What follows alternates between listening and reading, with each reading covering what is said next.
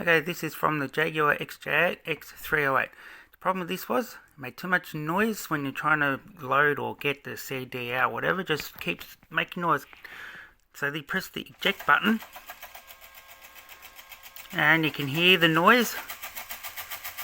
Nothing happening. Wouldn't play CD, but you can see up the back there, that little arm. It doesn't seem to be doing the job. So when you have a look, I'll do it again.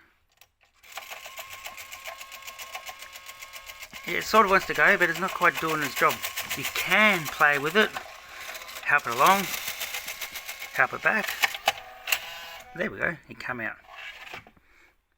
So that's the stacker in there. See, that's how you load them.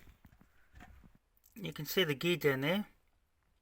That's sort of shaved off a bit. It's not making contact with the next gears. That's what drives that arm. It's not moving that arm back. Anyway, for the sake of that little bit there, the whole thing is practically useless because it sure costs more than that to fix. And I've got another one on order. It'll be here soon. Thanks again for watching.